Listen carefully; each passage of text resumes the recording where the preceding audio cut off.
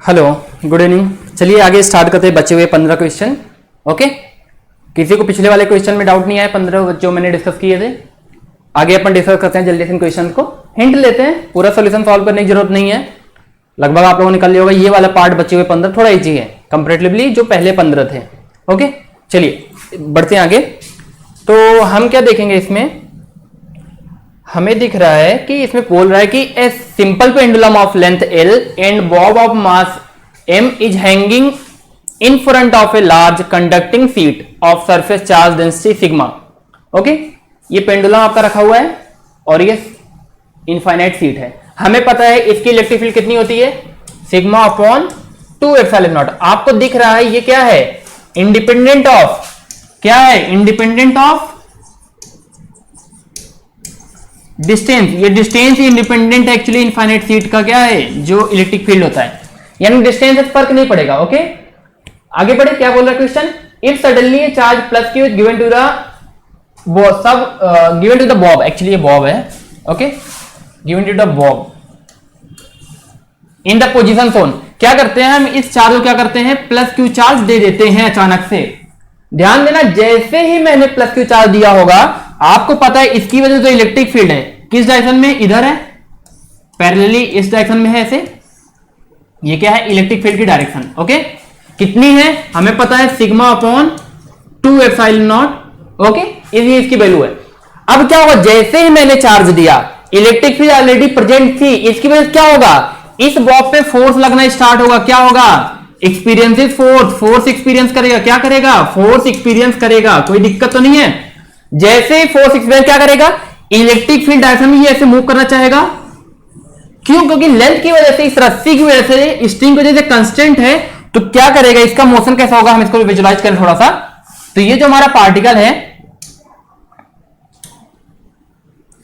Okay, ये हमारा जो बॉब लटका हुआ है, ये बॉब, ये इस रस्सी से यहां पे क्या हुआ है, टाई हुआ है। तो क्या होगा, इसकी वजह से तो स्टेट ऐसे मूव तो कर नहीं पाएगा। क्या होगा, इसका मूवमेंट जो होगा कुछ ऐसा होगा।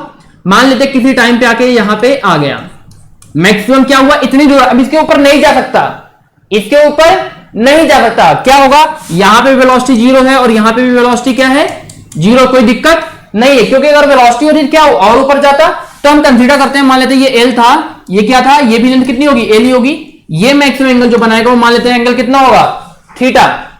अब क्या करता है, हम लगाएंगे क्या, वर्क एनर्जी थ्योरम। क्या लगाएंगे यहां पे, वर्क एनर्जी थ्योरम। आपको वर्क पर एनर्जी में चीज पढ़ाई जाती है, वर्क एनर्जी थ्योरम लगाएंगे। कोई दिक्कत नहीं है। चलिए क्या लगाएंगे, हम देखते हैं ध्यान से कि इस पे जो फोर्सेस लग रहे हैं, लिख लेते हैं फोर्स कौन कौन से लग रहे हैं, फोर्स कौन कौन से लग रहे हैं इस पे। एक तो क्या, इलेक्ट्रिक फोर्स लग रहा है, इलेक्ट्रोस्टैटिक, ई लिखते हैं, और दूसरा कौन सा लग रहा है, mg फोर्स लग रहा है। क्या आप लोग बताओ, इसके अलावा कोई फोर्स लग रहा है?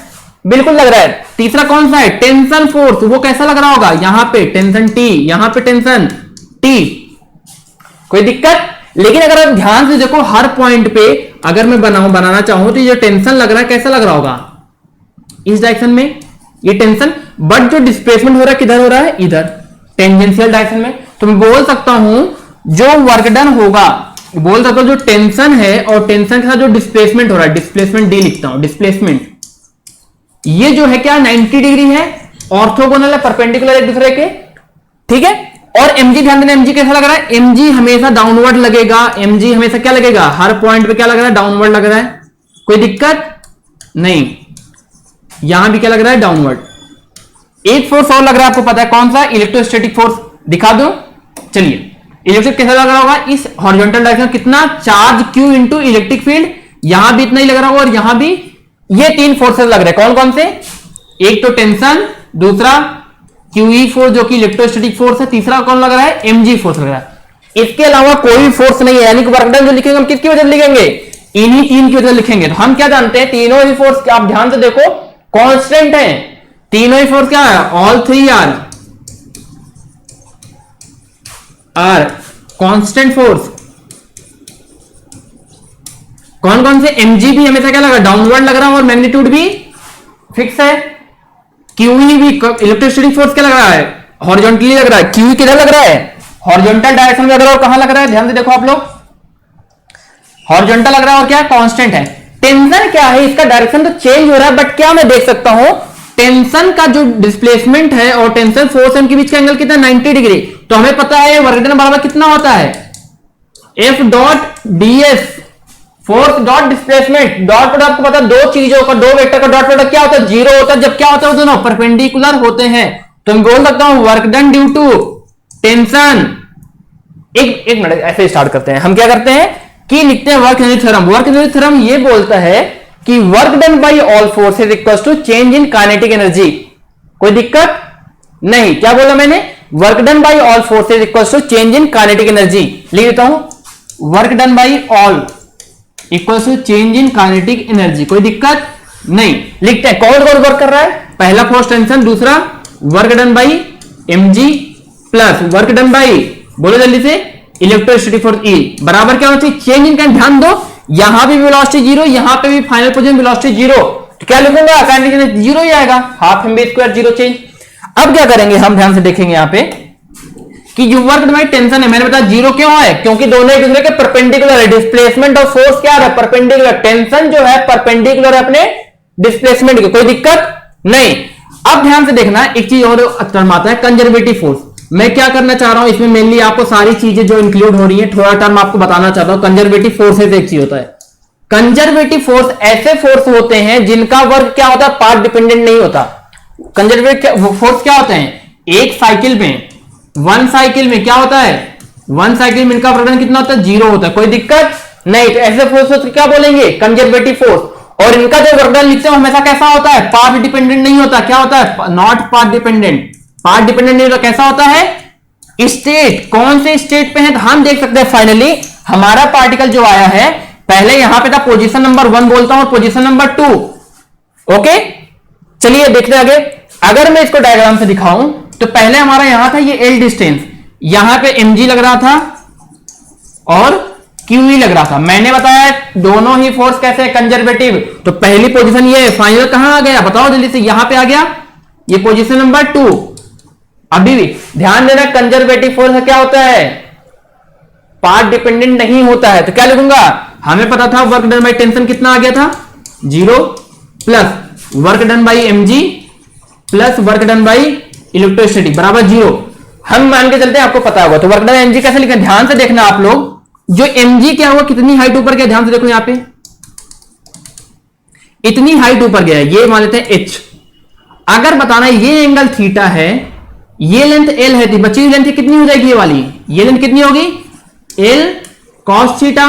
बोलो टोटल ये l थी, यहां से लेके l थी पूरा, तो बचा हुआ h बराबर कितने लिख सकता हूं, मैं लिखता हूं l में से क्या मैच कर दूंगा ऊपर वाली लेंथ कितना l cos थीटा। इतना ऊपर गया है हमारा पार्टिकल। अच्छा ये भी बता सकते हैं, क्या बताओ, ये भी बता सकते हैं कितना होगा ये l sin थीटा। मुझे बताना हॉरिजॉन्टल में डिस्प्लेसमेंट के लिए कौन जिम्मेदार है, इलेक्ट्रोस्टैटिक फोर्स। वर्टिकल में डिस्प्लेसमेंट के लिए mg, तो मैं बोल सकता हूं वर्क डन mg क्या लिखूंगा minus mg into l minus l cos theta. Okay आपको पता है कि mg का जो वर्क डन होता है ऊपर जाने पे नेगेटिव होता है, वर्क डन आप सीधे f डॉट ds होता है। डिस्प्लेसमेंट ऊपर हो रहा है, फोर्स नीचे लग रहा है, एंगल कितना है 180 डिग्री, क्या लिखोगे f dot ds f d cos theta, वहां से क्या आ जाएगा नेगेटिव। तो mg l में प्लस क्यों ही, क्या ध्यान देना इलेक्ट्रोस्टैटिक फोर्स इधर ही लग रहा है और डिस्प्लेसमेंट भी इधर, कितना लिखूंगा मैं इलेक्ट्रोस्टैटिक फोर्स QE इनटू क्या लिखूंगा डिस्प्लेसमेंट कितना हुआ बता दीजिए जल्दी से l sin थीटा, किसके बराबर होना चाहिए जीरो। क्या इस इक्वेशन को आप सॉल्व कर लोगे, यहां से आपको क्या आ जाएगा थीटा, यहां से क्या आ जाएगा थीटा। सॉल्व करके दिखा दोगे, चलिए देखते हैं क्या आया था टर्म हमारा माइनस mg l कॉमन लेते कितना आ जाएगा 1 minus cos theta equals to कितना आएगा mg नॉट mg QE, क्या होगा बताओ जल्दी से QE sin theta l sin theta, यही आया था, कोई दिक्कत नहीं। l से l कट गया, बचा क्या हमारे पास, ध्यान से देखो आप लोग, ये प्लस हो जाएगा, बचा क्या हमारे पास 1 minus cos theta upon sin theta, कितना होगा बता दो बच्चों जल्दी से QE अपॉन mg। E की वैल्यू आप लोग रखोगे, E कितना था बता दो जल्दी से सिग्मा अपॉन 2 एप्सिलॉन नॉट, ये क्या था E था। अब ध्यान देना एक प्रॉपर्टी वगैरह 2 डिग्री एंगल वाले का क्या होता है हमें पता है, ध्यान से देखना, हमें पता है कि 1 minus 2 sine square theta by 2 बराबर क्या होता है कॉस थीटा, कोई दिक्कत नहीं। तो यहां पे ध्यान दो, यहां से क्या आ जाएगा 1 माइनस कॉस थीटा, कितना आ रहा है ध्यान दो बच्चों, कितना आ रहा है 2 sine square theta by 2, put कर दूं यहां पे, कर दो, कितना आएगा 2 sine square theta by 2 divide by, क्या साइन थीटा को 2 एंगल में लिख सकता हूं, कितना लिखूंगा 2 sine theta by 2 into cos theta by 2, कोई दिक्कत नहीं। एक साइन से एक साइन उड़ा, कितना आया 2 से 2 कटा, कितना आ गया बच्चों, जल्दी बता दो, साइन अपॉन कॉस कितना आ गया tan थीटा बाई 2, कोई दिक्कत नहीं, कितना होगा QE upon mg theta by 2 कितना आ जाएगा, बोलो बोलो बोलो, tan inverse QE upon E की वैल्यू आप लोग रखोगे Q अपॉन mg, थीटा कितना आ जाएगा 2 times tan inverse QE upon mg, कोई दिक्कत नहीं। ये हमारा फाइनल आंसर कर लेंगे। ध्यान दो, आपको अगर याद हो एक बॉब वाला क्वेश्चन एलएलएम में कराया जाता है कि एक बॉब है, एक बस में रखा हुआ है कार में, ये क्या कर रही है, ए एक्सेलरेशन से एक्सीलरेट कर रही है। एक तो बोलते हैं आपसे इक्विलिब्रियम में कितना एंगल बनेगा, इक्विलिब्रियम में कितना एंगल बनाएगा, आपको पता है कितना आता है, थीटा बराबर tan इनवर्स ए बाई जी, यही आता है क्या, क्यों, क्योंकि इस पर नीचे क्या लग रहा है mg नीचे लग रहा होता है, यही प्रॉब्लम था, कोई दिक्कत नहीं है, सेम प्रॉब्लम है बच्चों, कोई दिक्कत नहीं है। दूसरा क्या होता है मैक्सिमम एंगल, याद रखना है मैक्सिमम एंगल कितना बनाएगा 2 times tan inverse a by g. जिसको ये वाला लॉजिक पता था, जिसको ये वाला लॉजिक पता होगा वो बच्चा ये वाला क्वेश्चन कर लिया होगा। तो आंसर क्या हो जाएगा आपको बता दो जल्दी से, आंसर कितना हो जाएगा 2 टाइम्स tan इनवर्स। इसमें दोनों ऑप्शन ही सही हैं, जिन्होंने एक ही लगाया सही मिलेगा, कोई दिक्कत नहीं। चलिए आगे बढ़े, चलिए हमें क्या बोल रहा है 17 नंबर क्वेश्चन में, ए solid sphere of radius r is uniformly charge with charge density rho, मान लेते हैं इसका क्या है, यहां पे रो मान लेते हैं, ठीक है रो इन इट्स वैल्यूम, इसके पास कितना है charge density plus row. A spherical cavity of radius r by 2, क्या कर रहे हैं, मैंने एक स्फेरिकल कैविटी यहां पे क्रिएट कर दिया है जिसका रेडियस कितना है r by 2 made in the sphere as shown, the electric potential at the centre of cavity. हमें कहां पूछ रहा पोटेंशियल में पूछ रहा है, इस पॉइंट पे क्या होगा, इसके सेंटर पोटेंशियल क्या होगा। क्या करूंगा ध्यान से देखना, पहले इस तरीके का क्या करूंगा, मैं एक बड़ा वाला स्फीयर मानूंगा, ओके, और एक छोटा वाला स्फीयर जिसका रेडियस कितना है r बाई 2 और इसका r। आप मुझे बताना इसका सेंटर जो है बड़े वाले स्फीयर के लिए कितने डिस्टेंस पे है r बाई 2 पे, तो मैं लिखता हूं बड़ा, क्या लिखूंगा बड़ा के लिए कहां पे है, इनसाइड वाला पॉइंट है, बड़े के लिए कैसा है इनसाइड वाला पॉइंट है, कितनी डिस्टेंस पे r बाई 2 पे, कोई दिक्कत नहीं, कोई दिक्कत नहीं। कलर चेंज करते हैं, और छोटे के लिए क्या लिखूंगा, छोटा के लिए क्या है सेंटर वाला पॉइंट है, यानी कि इनसाइड वाला पॉइंट है। तो आपको पता है सेंटर वाले के लिए फॉर्मूला क्या होता है 3 बाई 2 के क्यू बाई आर, ये दैट आपको याद होना चाहिए, रेडियस आर यहां पे आर मत समझना, रेडियस आर, ठीक है, छोटे वाले सर्किल का स्फीयर का। तो अब क्या करेंगे ध्यान से देखना बच्चों, इसमें हम ऐसे क्वेश्चन कैसे ट्रीट करते हैं, मान लेते हैं जो कैविटी हुई है इसके पास भी कितना मान लेता हूं plus rho and minus rho charge density है, कोई फर्क पड़ेगा इससे नहीं, आपको आइडिया होगा इस चीज का। तो अब क्या होगा ध्यान से देखना, ये हमारे पास एक तो रेड कलर से मैंने बनाया वो छोटा स्फीयर हो गया जिसका रेडियस कितना है r बाई 2। अब जब मैं इसको ब्लैक से एक पेंट कर देता हूं, एक स्फीयर और बन गया, ये ब्लैक वाला कंट्रीब्यूट किसके साथ करेगा बड़े वाले के, तो ये पूरा एक बड़ा वाला क्या कंप्लीट बन गया, पूरा क्या बड़ा वाला एक कंप्लीट बन गया। ध्यान देना इसके पास प्लस रो बचेगा और इसके पास माइनस रो, क्या लिखूंगा पोटेंशियल एट सेंटर कितना बता दो जल्दी से, V एट सेंटर कितना लिखूंगा, पहले तो बड़े कर्ण V ड्यू टू बड़ा, क्या लिखूंगा V ड्यू टू बड़ा प्लस V ड्यू टू छोटा, लिख लेंगे बच्चों। अच्छा ध्यान देना छोटे का चार्ज कितना लिखेंगे, चार्ज छोटे कितना आएगा Q बराबर, ध्यान देना माइनस रो है, क्या लिखूंगा माइनस रो इंटू उसका वैल्यू कितना 4/3 पाई r बाई 2 का होल क्यूब, ये क्या है छोटे वाले का Q, बड़े वाले क्यूब लिखूंगा रो इंटू 4/3 पाई r क्यूब, ये बड़े वाले का क्या है चार्ज।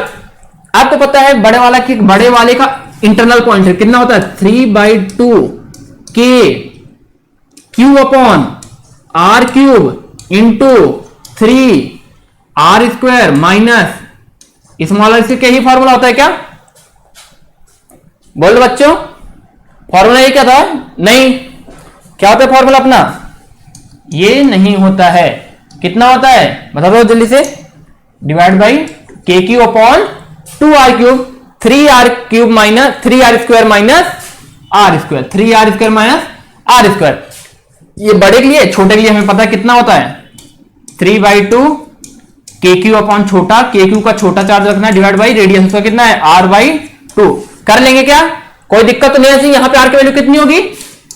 r/2 ऑप्शन आ जाएगा। कर लेंगे बच्चों, चलिए आगे, चलिए आगे बढ़ते हैं। Question number 18, a particle is moving at speed कितना?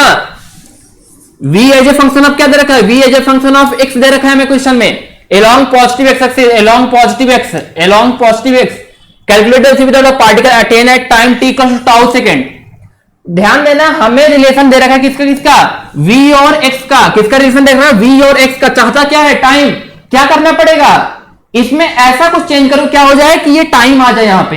तो मैं चाहता हूं कि v बराबर जो b√x दे रखा है b√x, v को क्या चेंज कर दो बच्चों? टाइम चाहिए तो हमें क्या यहां x के फॉर्म में कुछ कर सकते हो क्या? बिल्कुल लिख सकते हो। कितना? dx/dt कितना हो जाएगा? b√x। अब क्या करेंगे? सिंपल सा dx बराबर b√x into t into dt। √x को क्या करूंगा बच्चों? उठा के इधर ले आओ, √x को उठा के यहां पे कितना आ गया ये बता दो जल्दी से? b dt क्या करेंगे अब? इंटीग्रेशन। ठीक है। Assume the particle is ordinance. क्या जब x 0 था टाइम कितना था? 0। जब x t हो जाएगा तो टाइम पार्टिकल कहां पे? x पे। अब आपका रिलेशन आ गया, x वर्सेस t आ जाएगा यहां से। बोलो बच्चों, हमने x वर्सेस t फाइंड कर लिया। अगर x वर्सेस t फाइंड है तो v वर्सेस t भी डिफरेंशिएशन से आ जाएगा। जैसे ही आएगा t की वैल्यू क्या रख देंगे? ताऊ। कोई दिक्कत नहीं होनी चाहिए, आंसर आ जाएगा। चलिए आगे, चलिए ओके आगे बढ़ते हैं। Question number 19, a body thrown vertically upward. क्या कर रहे हैं? एक बॉडी है, ग्राउंड मान लेते ये है, इसको मैंने क्या किया? वर्टिकली अपवर्ड किया, फेंका। कितने वेलोसिटी मान लेते? u से। कोई दिक्कत नहीं। Represent velocity versus time. हमें पूछ रहा है वेलोसिटी वर्सेस टाइम कैसा होगा? कोई दिक्कत नहीं। क्या होगा ध्यान से देखो, अगर मैं ऊपर वाली डायरेक्शन को क्या मान लू? पॉजिटिव, तो आप देखो पार्टिकल क्या जाएगा? ऊपर तो जाएगा, कुछ टाइम बाद यहां पे इसकी वेलोसिटी क्या हो जाएगी? 0। यही क्या होती है इसकी मैक्सिमम हाइट। तो मैं बोल सकता हूं कि जब पार्टिकल जाएगा तो इनिशियली उसके पास क्या होगा? इनिशियली उसके पास कैसा होगा? कुछ तो वेलोसिटी होगी जो कि क्या है? पॉजिटिव में। फिर क्या होगी? कुछ टाइम बाद मान लीजिए t इक्वल्स टू t1 पे इसकी वेलोसिटी क्या होगी? 0। अच्छा आप देखोगे ध्यान से वेलोसिटी और टाइम का रिलेशन, तो आपको पता है v बराबर कितना होता है? u minus gt with negative slope. और क्या है? g इसका स्लोप है, नेगेटिव स्लोप है। ओके। और समथिंग y कोऑर्डिनेट क्या है? कुछ पॉजिटिव। इसको मैंने कहां लिया? y पे लिया है और इसको x पे। तो अगर ध्यान से देखो इसको कहेंगे y बराबर u माइनस gx, ऐसा लिख सकता हूं। आपको इस लाइन की क्वेश्चन लिखनी आती है, ऐसी कुछ होगी स्ट्रेट लाइन, कोई दिक्कत नहीं। अब ध्यान रखना पार्टिकल की वेलोसिटी यहां 0 हुई। अब क्या होगा? पार्टिकल फिर नीचे आएगा, यहां पे इसकी वेलोसिटी क्या हो जाएगी? v। मैंने ऊपर को अपवर्ड को पॉजिटिव लिया था, नीचे वाला क्या हो जाएगा? नेगेटिव। तो यानी अब इसका पार्टिकल की वेलोसिटी 0 से बढ़ के ऐसे ही जाती रहेगी और कुछ कहां तक आ जाएगी? v तक, जो यहां पे मैंने दिया था u, मान लेते u। ठीक है, ऐसा कुछ ग्राफ बनेगा और स्ट्रेट लाइन होगा नहीं? बताओ बच्चों, देख सकते हैं निगेटिव होगा, क्या वेलोसिटी होगी? v बराबर 0 प्लस gt। ध्यान से देखो v बराबर 0 प्लस gt, इनिशियल वेलोसिटी 0 है, बिल्कुल यहां पे 0 है वेलोसिटी, इसके बाद बढ़ती जाएगी। तो आपका ग्राफ कौन सा बच्चों जल्दी बता दो? ये कुछ लोग इसको भी लगाएंगे, गलत है। इसमें हमेशा ही का पॉजिटिव, इसमें भी हमेशा क्या है? पॉजिटिव। और इनिशियल 0 नहीं था बच्चों, इनिशियल 0 नहीं था, गलत है पूरी तरीके से। इसमें भी क्या कर रहा है? कुछ लोग सोचेंगे कि पहले प्लस v में था तो v हो गया, यहां पे माइनस v हो गया, बट क्या दिख रहा है आपको? यहां पे टाइम डिक्रीज हो रहा है। क्या टाइम दोबारा लौट रहा है? टाइम तो लगातार बढ़ी है ना, ये ग्राफ कुछ आगे जाना चाहिए। ओके, तो ऑप्शन नंबर ए सही। चले आगे, चलिए क्वेश्चन नंबर 20 देखते हैं। A point moves in a straight line so that displacement is x at time t is given by. x और टाइम का रिलेशन आपको क्वेश्चन में गिवन है, x और टाइम का रिलेशन क्वेश्चन में गिवन है। एक्सेलरेशन पूछ रहा है, आसान है। कैसे करेंगे? x बराबर हमें पता कितना हो जाएगा? t² plus 1। क्या करेंगे? dx बाई dt कितना आ जाएगा बोलो? वेलोसिटी में डिफरेंशिएशन नहीं पता, आपको आता है। वेलोसिटी आएगा, जैसे ही वेलोसिटी क्या करेंगे? dv बाई dt क्या आ जाएगा? एक्सेलरेशन। इसीलिए मैंने ये क्वेश्चन थोड़े इजी डाले थे, कुछ बच्चे कर सकते हैं। ओके, ये इजी के पार्ट में आता है। क्या सा क्वेश्चन है? इजी, मॉडरेट भी नहीं है, इजी है, जेई लेवल पे देखेंगे तो बहुत इजी है। ऐसे क्वेश्चन आपको आएंगे ही नहीं पेपर में, कुछ और ट्रिक देगा। ओके चलिए आगे कर लीजिएगा। नेक्स्ट क्वेश्चन देखते हैं। The position of a particle is given by x equal to 2t minus T square, where t is express in second and x metre. The retardation पूछ रहा है, यानी कि रिटार्डेशन कितना होगा निकाल लेते हैं, यानी एक्सीलरेशन ही पूछ रहा है mainly. x versus 2 t minus T square दे रखा है, क्या करेंगे dx बाई dt क्या दे देगा velocity, then dv by dt क्या दे देगा अपने को एक्सीलरेशन। ध्यान देना ये जो एक्सीलरेशन आएगा नेगेटिव में आएगा, कुछ समथिंग नेगेटिव सी बोल देता हूं, ये नेगेटिव में आएगा। क्यों आ रहा है, क्योंकि ये क्या शो कर रहा है, रिटार्डेशन क्या शो करना चाहता है ये। आपने सुना होगा बोलता है कोई पेपर, क्या बोलता है, दिखाना क्या चाहते हो, कहना क्या चाहते हो, वही चीज कहना क्या चाहता है नेगेटिव। नेगेटिव कहना चाहता है कि मैं रिटार्ड हो रहा हूं, actually acceleration velocity opposite direction में, ये नेगेटिव ये कहना चाहता है। आज आपको आंसर मिल गया, ये क्या कहना चाहता है कि मैं रिटार्ड हो रहा हूं, मैं अपोजिट हूं, वेलोसिटी अगर इधर एक्सेलरेशन किधर है इधर। ओके बस लेकिन आंसर इसलिए मैंने रिटार्डेशन बोल, आप क्या करोगे यहां पे प्लस करके दोगे कितना 80, नेगेटिव नहीं देना है, रिटार्डेशन मैंने ऑलरेडी लिख रखा है, केवल नेगेटिव रिटार्डेशन को शो करता है। ओके चलिए आगे बढ़ जाए। चलिए A charge Q is uniformly distributed over a long rod AB of length L. The electric potential at point O lying at a distance L from end A to इतना LNP. Then P is, आराम से बच्चों आराम से कर सकते हैं कि नहीं, इलेक्ट्रिक पोटेंशियल हम क्या करेंगे, यहां से क्या करेंगे, यहां से x डिस्टेंस पे जाएंगे, dx वेट का एक मास लेंगे, dx वेट का एक चार्ज लेंगे, जिसके बाद चार्ज कितना होगा मान लेते हैं dq। अच्छा मुझे एक चीज बताना, अगर L लेंथ पे मैंने Q चार्ज दे रखा है, L लेंथ में मैंने Q चार्ज दे रखा है, तो यूनिट लेंथ पे कितना होगा Q बाई L, तो dx लेंथ पे कितना होगा Q by L into dx। कोई दिक्कत नहीं। अच्छा बताना इस dx चार्ज का इस पॉइंट पे पोटेंशियल कैसे लिखोगे आप लोग, आप लिखोगे v dv लिखता हूं, छोटे से चार्ज के कारण यहां पोटेंशियल dv कितना लिखूंगा k इंटू इस छोटे का चार्ज, इस छोटे का charge dq upon distance, kq upon r होता है पॉइंट चार्ज के कारण पोटेंशियल क्या होगा kq अपॉन डिस्टेंस कितना है x। कोई दिक्कत नहीं। अगर मुझे चाहिए सभी पूरे रॉड का, अभी चाहिए मुझे क्या पूरे रॉड का, क्या करूंगा इंटीग्रेट, यही करते हैं हमेशा, ये क्या हो जाएगा v एट कितना o पे, k तो बाहर आ जाएगा। अच्छा dq क्या लिखेंगे, ध्यान में dq में लिखूंगा कितना है, dx पे चार्ज इतना है ना, ये dq चार्ज है, कितना है dq चार्ज, तो कितना है q by l into dx divided by x। कर लेंगे क्या बच्चों, इससे जो आंसर आएगा आप कंपेयर करना, वहां से आपको p की वैल्यू नॉन हो जाएगी। चलिए आगे चलिए। 5 point charges are kept at the 5 vertices of regular hexagon, O is the center of hexagon, electric field को सिंपल है ब्रो, कोई दिक्कत नहीं होनी चाहिए इसमें। देखना ध्यान से, इसके कारण जो इलेक्ट्रिक फील्ड होगा किधर होगा इधर होगा, इसके कारण इस डायरेक्शन में होगा, इसके कारण इधर होगा, इसके कारण इधर होगा। ये चारों तो आपस में एक दूसरे को कैंसिल आउट कर देंगे, यानी कि इनका कोई रोल नहीं है, अगर हटा दो इनका कोई भी रोल नहीं है, इनका कोई भी इनमें रोल नहीं है। जो नेट आएगा किसी कारण इस डायरेक्शन में और कितना आएगा के क्यू अपॉन ए, डिस्टेंस कितना है इसके बराबर होती है आपको पता हो a, तो के क्यू अपॉन ए स्क्वायर। कोई दिक्कत नहीं है, लेंथ l दे रखा है, कर लोगे कंपेयर, कोई दिक्कत तो नहीं होना चाहिए। ओके चलिए आगे क्वेश्चन नंबर 24। चलिए an infinite long string with linear charge density lambda and a segment of length L uniformly charged with linear charge density lambda 2 and lie in a plane to each other at a distance r0, the force with which to interact is इतना। कोई दिक्कत नहीं होना चाहिए। क्या करेंगे simple way trick, यहां से x डिस्टेंस पे जाएंगे, dx विथ का एक छोटा सा लेंथ लेंगे जिसका चार्ज कितना होगा dq कैसे लिख सकते हैं बच्चों, लैम्डा 2 इंटू dx, इसका चार्ज, तो फोर्स क्या होता है, फोर्स होता है चार्ज, ये df लिखता हूं, छोटा सा चार्ज पे क्या फोर्स होगा, df क्या लिखूंगा मैं dq इंटू इलेक्ट्रिक फील्ड, ध्यान देना इलेक्ट्रिक फील्ड इसकी वजह किस डायरेक्शन में, इधर है, इस डायरेक्शन में है इलेक्ट्रिक फील्ड। कितनी होती है बता दो बच्चों, 2k λ1 बाई एक्स, एक्स साथ वेरी करती है, तो क्या लिखेंगे हम, dq कितना हो जाएगा λ2 dx इंटू कितना 2k λ1 अपॉन एक्स। कोई दिक्कत नहीं, ये तो छोटे साथ का क्या करूंगा पूरे के लिए, df का करो इंटीग्रल को कहां से कहां तक, लिमिट बता दो बच्चों, कहां से कहां तक, r0 से x का लिमिट r0, क्योंकि r0 पे चार्ज रखा हुआ है, कहां तक, r0 प्लस l तक। कोई दिक्कत, चलिए आगे बढ़े, सॉल्व कर लेंगे, कंपेयर करके आंसर आ जाएगा। चलिए आगे बढ़ते हैं। Question number 25, the graph shown the variation of V square versus X. एक रिलेशन हमें पता है वी स्क्वायर और एक्स का, क्या होता है, वी स्क्वायर होता है यू स्क्वायर प्लस 2ax।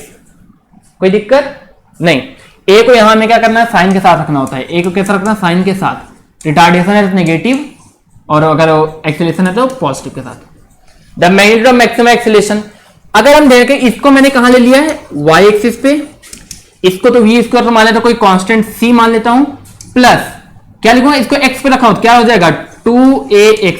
आप ध्यान से देखो ये एक्स एक्सिस पे है, आप क्या देख रहे हैं, ये एक स्ट्रेट लाइन बनेगी, बिल्कुल बनेगी स्ट्रेट लाइन, जिसका y कोऑर्डिनेट कितना है, y इंटीग्रल c है, कोई दिक्कत तो नहीं है। अब ध्यान से देखें, यानी इस लाइन का जो स्लोप है कितना है, 2a है, इस लाइन का स्लोप कितना होना चाहिए, 2a। ध्यान देना स्लोप यहां क्या है, 0। यहां पर स्लोप कैसे निकालेंगे, इस वाले पार्ट का, ध्यान से देखो, इसको ऐसा अगर ज्वाइन किया तो ये लेंथ कितना हो गया, 16 माइनस 4 कितना 12, और ये लेंथ 1, तो tan थीटा कितना होगा, और किसके बराबर होगा, इस स्लोप के कितने के, 2a के बराबर, यानी 2a, tan थीटा बराबर 2a कितना है 12/1, तो a बराबर 6। कोई दिक्कत नहीं, आगे बढ़े। ये तो इस पार्ट का हो गया, इस पार्ट पे कैसे निकालेंगे, ध्यान देगा, ये लेंथ कितनी है 16 और ये लेंथ 2, यहां पे कितना होगा tan थीटा, ध्यान देना यहां पे नेगेटिव में है, और एक्चुअली रिटार्डेशन वाला पार्ट है, कैसा पार्ट है, यहां पे रिटार्ड हो रहा है पार्टिकल, रिटार्ड हो रहा है क्योंकि स्लोप क्या है, नेगेटिव है, यानी रिटार्डेशन हो रहा है। तो क्या लिखेंगे, 2a बराबर 16/2 कितना 8, a बराबर 4, तो आंसर मैक्सिमम कौन सा है, 0, 4 और 6 में से 6 मैक्सिमम है। ओके, चलिए आगे, चलिए चलते हैं। Question number 26, the velocity of a particle moving along the axis is given by इतना, the acceleration of a particle at x equals to 4 metre is इतना। एक्सेलरेशन पूछ रहा है, हमें क्या रखा है, x वर्सेस v दे रखा है, x वर्सेस v दे रखा है मेरे लिए, हमें क्या पूछ रहा है, एक्सेलरेशन पूछ रहा है कितना, x इक्वल्स टू 4 पे, a बताना है हमको, निकालेंगे नहीं, एक रिलेशन आपको पता होगा क्या होता है, a बराबर v dv बाई dx। कोई दिक्कत नहीं होनी चाहिए। ध्यान दें यहां से v कितना आ जाएगा, ध्यान से देखें हम, तो v आ जाएगा x माइनस 3 का होल स्क्वायर बराबर v, फॉर्मूला लगाएंगे, आंसर आएगा, जो भी आएगा उसमें क्या करेंगे, x की वैल्यू कितना रख देंगे 4, और कंपेयर करके आंसर दे देंगे, कोई दिक्कत नहीं। चले आगे बढ़े। Question number 27, at the moment take का फोर्स 80 न्यूटन इज, ध्यान देना बहुत बच्चे गड़बड़ क्या किए, ये 80, ये पूरा ए कांस्टेंट है और ये टाइम है, टाइम के साथ वेरी कर रहा है फोर्स।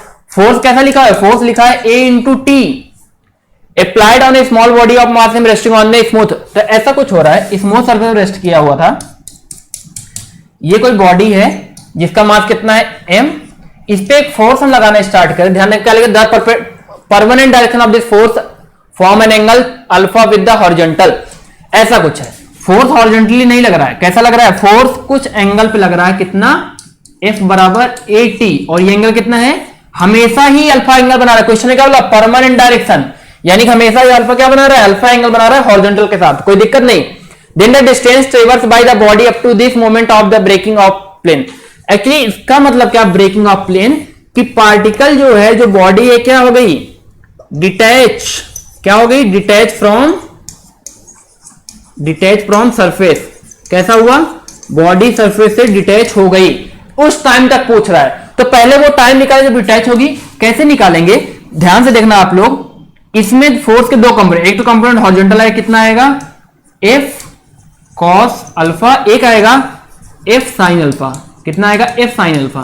तो उस टाइम पे जब F sin अल्फा नॉर्मल क्या होगा, F sin अल्फा क्या क्या लग रहा है, एक तो mg लग रहा होगा, दूसरा नॉर्मल। तो हम क्या लिख सकते हैं कि जब n plus F sine alpha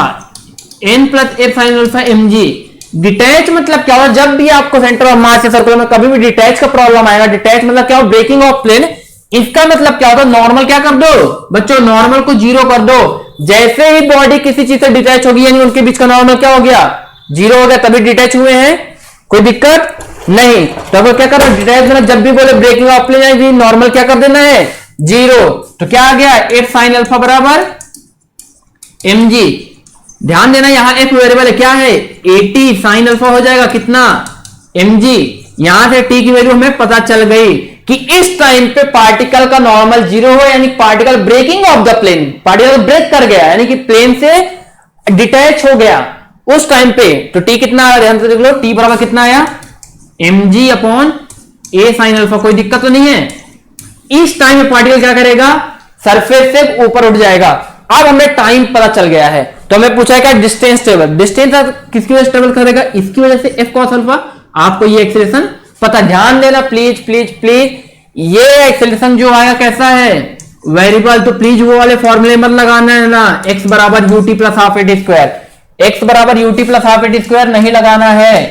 क्यों, क्योंकि ये फॉर्मूला कब लगता है, जब एक्सेलरेशन क्या हो, कांस्टेंट। ये नहीं लगा सकते। ओके, चले आगे।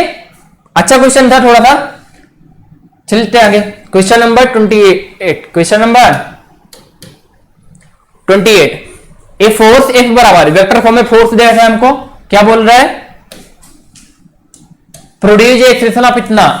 तो फोर्स बराबर कितना होता है, एक्सेलरेशन बराबर F by M, the mass of the body जितना। आराम से, इजी क्वेश्चन, कोई दिक्कत है। अब मैग्नीट्यूड की बात करते हैं, यानी फोर्स का मैग्नीट्यूड ले लो, यहां एक्सेलरेशन का मैग्नीट्यूड कितना आ गया, ए बराबर 1, फोर्स का मैग्नीट्यूड कितना होगा बता दो बच्चों, under root 6 square plus 8 square plus 10 का स्क्वायर डिवाइड बाई मास कितना है बच्चों, एम। तो एम बराबर कितना आ गया, अंडर रूट 600 प्लस 100 कितना आ गया बता दो बच्चों, 10 रूट 2। कंपेयर कर लोगे, क्यू की वैल्यू कितनी आ गई, 2, क्यू की वैल्यू कितनी आ गई, 2। कोई दिक्कत नहीं, आगे बढ़ते हैं।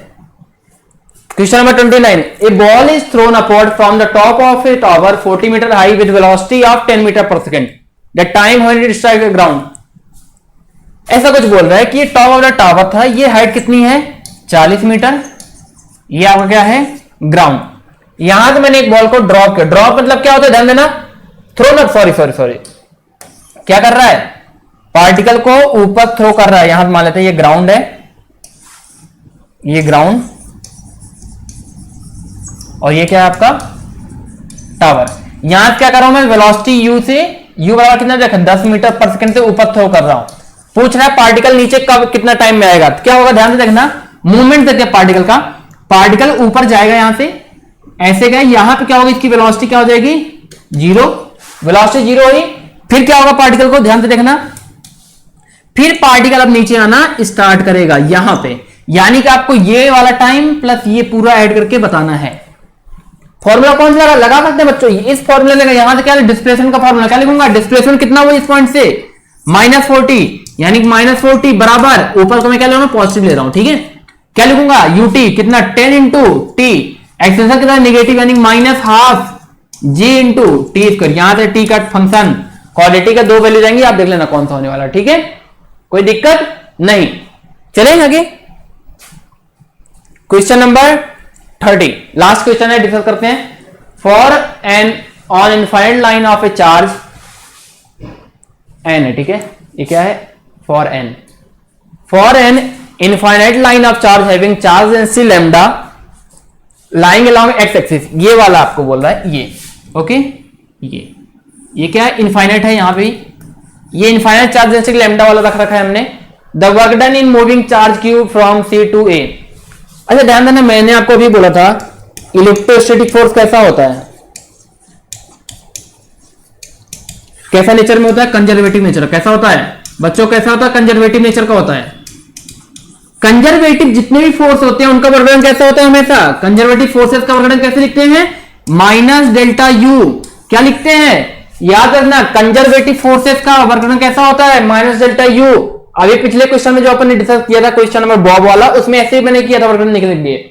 तो क्या करेंगे वर्गीकरण, सिंपल था, बट वहां पे क्या था, वहां पे आपका फोर्स कैसा था, कांस्टेंट था, इलेक्ट्रोस्टैटिक फोर्स कैसा था, कांस्टेंट था।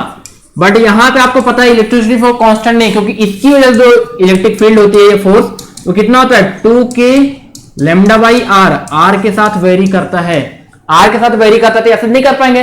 तो हम क्या करते हैं, ये चीज तुम्हें पता है डेल्टा यू होता है, ठीक है, minus delta U electric field का फोर्स वर्क। तो क्या करेंगे, इस पॉइंट पे पहले एक तो फंक्शन निकाल दे जो कैसा होगा, पोटेंशियल का फंक्शन। इसका मतलब क्या हो, minus times V A minus V C, या लिखूंगा इसका वर्णन कितना होगा, डब्ल्यू बराबर V C minus V A. ये पूछ रहा है आपको वर्क डन, ये है वर्क डन। अब वीसी कैसे निकालेंगे, हमें पता है ई बराबर होता है minus DV by D X. तो डी बराबर कितना, माइनस डी बराबर कितना हो गया, ई डी एक्स। क्या आपको ई डी एक्स पता है, आपको ई पता है, डी एक्स पता है, इंटीग्रेट कहां से कहां करेंगे बता दो बच्चों, कहां से कहां तक, हमें कहां से कहां लेना है, ए से सी से ए तक, कहां से लेना है, सी से ए तक। तो कितना आ जाएगा ये, minus times V A minus V C, कितना हो जाएगा, इस चीज का इंटीग्रेट कहां से कहां तक, सी से ए तक। सी कहां पे है, ए डिस्टेंस पे, 2a डिस्टेंस पे, सी कहां पे है 2a, तो इसकी वैल्यू कितनी हो जाएगी 2a, और ये कितना हो जाएगा a। तो हमारा आंसर कितना आ जाएगा बता दो बच्चों, हमारा जो आंसर आ जाएगा वो हो जाएगा माइनस टाइम्स कहां से कहां तक करना था, सी से a, यानी कि va माइनस vc बराबर इंटीग्रेशन कहां से 2a से a तक, क्या होता है formula 2k lambda by x into dx। कर लेंगे क्या, यहां जो आंसर आएगा वही हमारा फाइनल। हमने बताया था वर्णन कितना होता है, minus time delta U minus V A minus V C, कोई दिक्कत नहीं, यानी कि जो बराबर होगा यही हमारा आंसर होगा। Okay, thank you. मुझे लगता है बहुत ज्यादा डिफिकल्ट नहीं था पेपर, कुछ क्वेश्चन अच्छे थे, मैं उनको मार्क कराता हूं। प्लीज उन क्वेश्चन को आपको ध्यान रखना है, आगे ऐसे क्वेश्चन कभी ना कभी आ सकते हैं इनके लॉजिक बेसिस पे, तो आपको उन क्वेश्चन को याद अच्छे से रखना है। चले मैं आपको बता दूं कौन कौन से क्वेश्चन आपको अच्छे रखने हैं, कौन से मॉडरेट थे, कौन से टफ थे। ओके, चलिए आगे, चलिए बच्चों।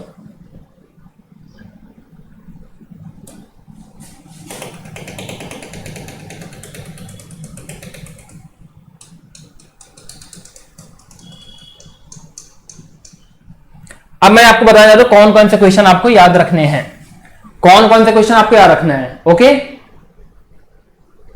इस क्वेश्चन में थोड़ा सा दम था, तो इसको मैं क्या बोलूंगा, मॉडरेट।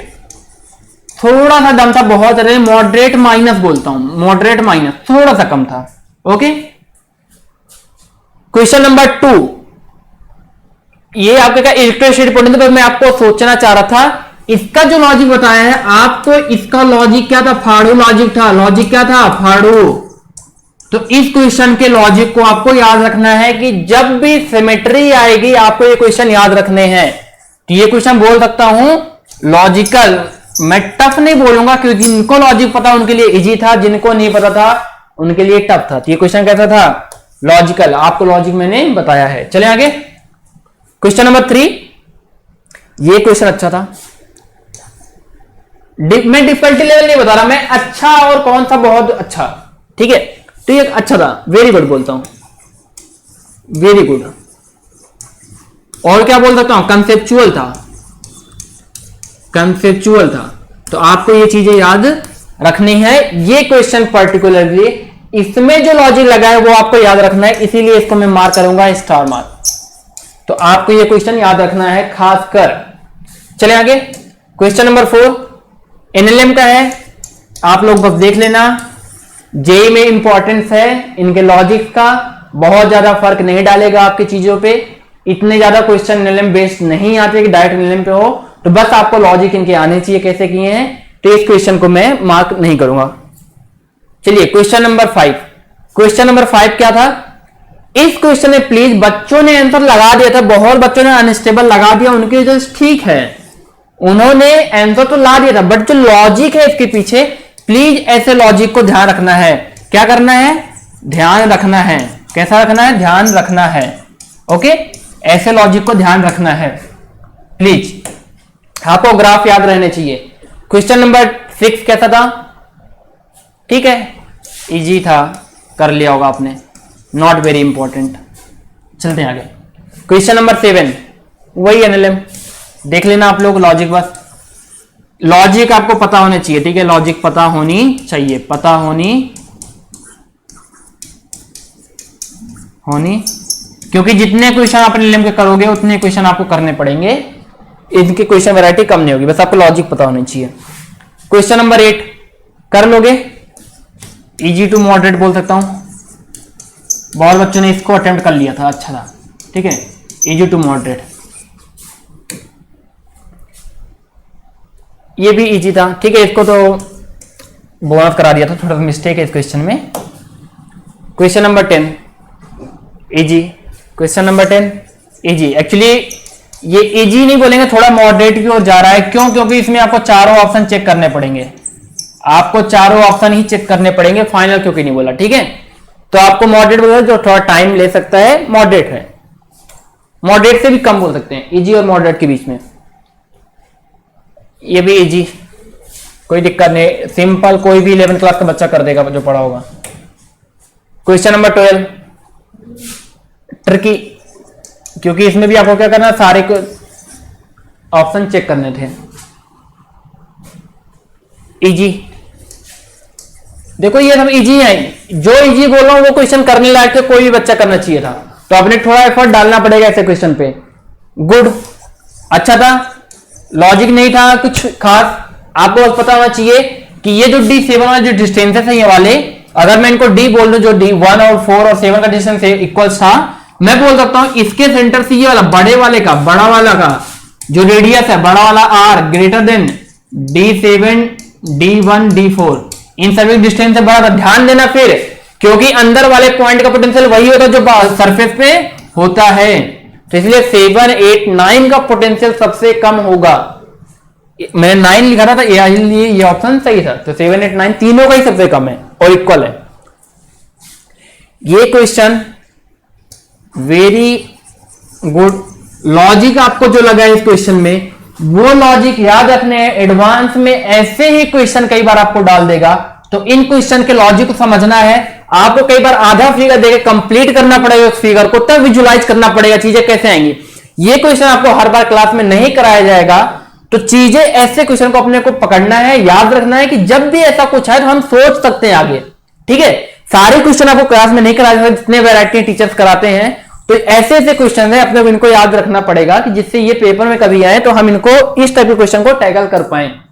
जरूरी नहीं है सबसे बन जाए, 5% से बन सकता है, या 100 में से मान लेते हैं 2-4 बच्चों से बन सकते हैं, सबसे नहीं बनेगा, ओके।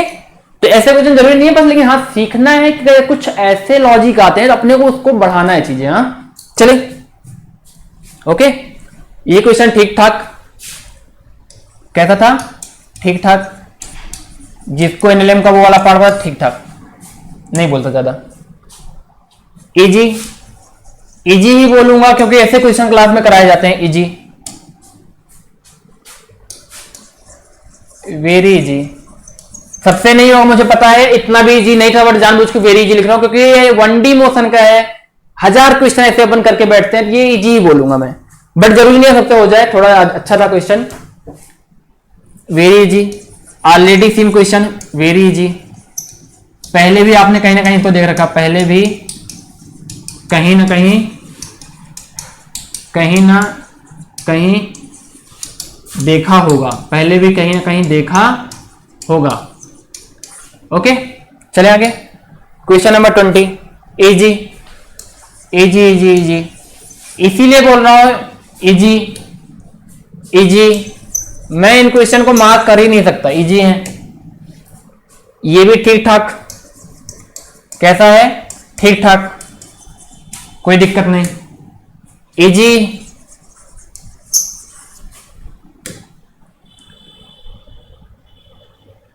ठीक ठाक, कैसा है? ठीक ठाक। अच्छा आप लोगों ने नोटिस किया होगा मैं 12th वाले टॉपिक को ठीक ठाक बोल रहा हूं, बाकी 1D मोशन को इजी इजी होते ही है। लॉजिकल, गलती होने के चांसेस हैं, गलती होने के पूरे चांस हैं, पूरे चांस हैं, तो कोई दिक्कत नहीं होनी चाहिए। आगे बढ़े, इजी, आगे बढ़े, अच्छा, अच्छा क्वेश्चन था, अच्छा क्वेश्चन था, अच्छा। ओके, आगे बढ़े। ये कहता था इजी ही था यार, इजी ही था, कोई टफ नहीं है बच्चों इसमें। आगे बढ़े। इजी, ऐसे 1000 क्वेश्चन किए होंगे। अटेम्प्टेड मोर देन 50 क्वेश्चन, ऐसे क्वेश्चन आपने 1D मोशन में बहुत किया होगा, रेक्टेंगुलर में। अच्छा, ये क्या था? अच्छा, मैं आपको बार बार बोलता हूं 1D मोशन वगैरह इंपॉर्टेंट है, लेकिन 12th का टॉपिक बहुत ज्यादा इंपॉर्टेंट है और अच्छे भी हैं बच्चों, 12th का भी ज्यादा समझ में आते हैं। तो मैं लास्ट में ये बोलना चाहूंगा आपसे कि इस पेपर में ऐसा कुछ भी टफ नहीं था, बट बच्चों इस क्वेश्चन में 100 मार्क्स के पेपर में परेशान बिल्कुल भी नहीं होना। बस मैं एक आपका स्टैंडर्ड सेट करना चाहता हूं। 100 मार्क्स का पेपर था, तो इसमें आपको 33% से ज्यादा लाना था। पेपर इजी थे, आप देखो 10 से 15 क्वेश्चन इजी में मैंने डाले हैं, वो क्वेश्चन करने लायक थे, जिनसे नहीं हो कोई दिक्कत नहीं है, लेकिन आगे से जब भी आएंगे ऐसे क्वेश्चन को हमें करना ही पड़ेगा। और पेपर में आपको 100 क्वेश्चन पूरे नहीं करने, पूरे 100% तो नहीं करने हैं, पूरे 100% नहीं करने हैं आपको, 100 में से 100 नहीं लाना है। ओके, आपको क्या करना है, उन क्वेश्चन को अटेम्प्ट करना है पहले जो क्या हो, जो इजी हो, उन्हीं क्वेश्चन को आपको पहले करना है। ओके बच्चों, जो भी क्वेश्चन इजी है उन क्वेश्चन को पहले अटेम्प्ट करना। पेपर में मार्क्स मायने रखेगा, कोई भी नहीं मैटर पूछेगा आपसे कि आपने ये वाला क्वेश्चन किया कि ये वाला, कौन सा क्वेश्चन आपने 4 नंबर लिया। आपके उस 4 नंबर का मैटर करता है, कौन से क्वेश्चन से वो 4 नंबर उठाया वो मैटर नहीं करेगा। तो आपको कोशिश करनी है जितना अच्छा जल्दी इस पेपर, जितना आसान क्वेश्चन हम कर पाए अच्छा है अपने लिए, बट पेपर के बाद हमको सीखना पड़ेगा चीजों को। ओके, यही टाइम है सीखने का, जो यहां पे टेस्ट हो रहे अपने कोचिंग्स में आपके, उन पेपर से ही सीखना पड़ेगा, क्योंकि जब लास्ट में जेईई मेन होगा 2025 में, तो उसके बाद सीखने का मौका नहीं होता। जेईई मेन होने बाद आपको नो यू टर्न का रास्ता था, कोई भी यू टर्न आपको नहीं लेने वाला, आप यू टर्न नहीं ले सकते। तो जो भी करना है यहां पे जितने पेपर से आपको करने हैं, लगातार अच्छे से प्रैक्टिस करना है। मैं होप करता हूं आप लोग अच्छे से करोगे, जो भी प्रॉब्लम आएंगी हम डिस्कस करते जाएंगे। ओके, ठीक है बच्चों, थैंक यू। कोई डाउट आएगा जरूर कमेंट कीजिएगा, डाउट जरूर सॉल्व होगा। Okay, thank you.